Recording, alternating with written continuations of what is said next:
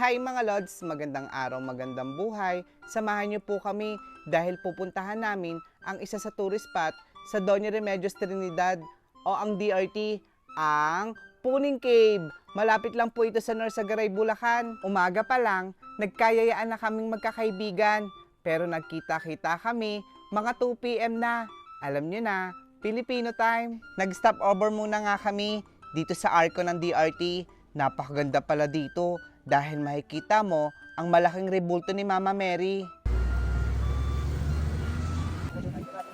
Hello po, marami naman po yung salamin. Nagpark muna kami sa gilid at kita naman, happy na naman ang anak namin dahil makakapag-swimming na siya.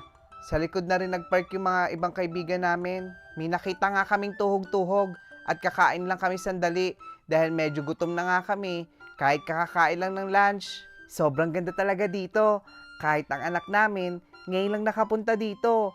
Habang andito kami sa kabilang kalsada, andun naman ang asawa ko sa kabilang kalsada, kasama ang mga kaibigan namin.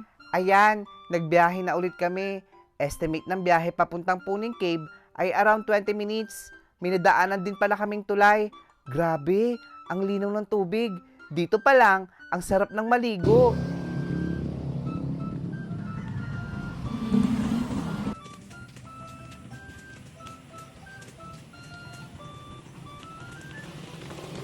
Finally, nakarating na kami malapit sa Puning Cave.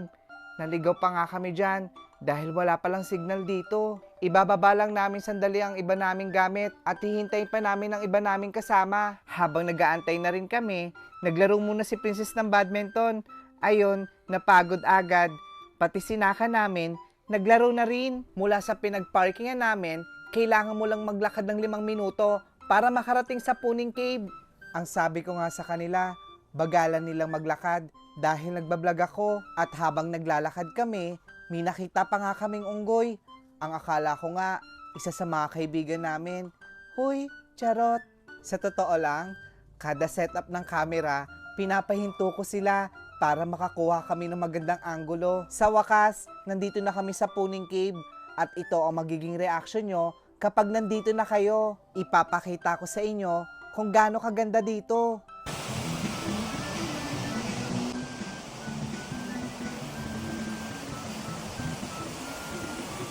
Dahil sa sobrang init ng biyahe, nauna na kaming maligo ng anak namin. Inaya ko na yung ibang kaibigan namin, pero mamaya na daw sila at magpapahinga muna. Hindi ko alam kung maliligo ba sila. Sa totoo lang, sanay naman silang hindi maligo.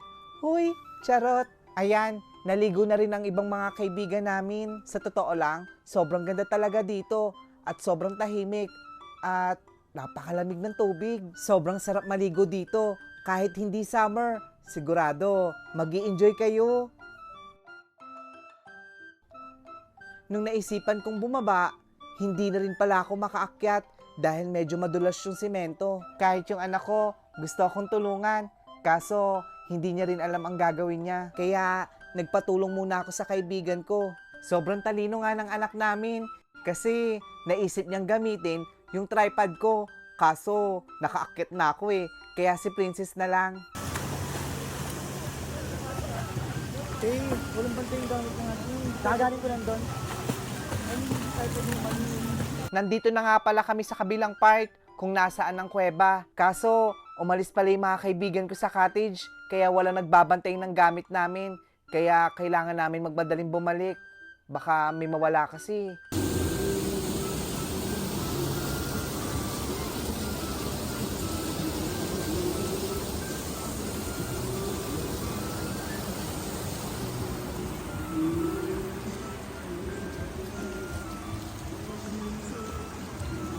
Teka na. Teka na.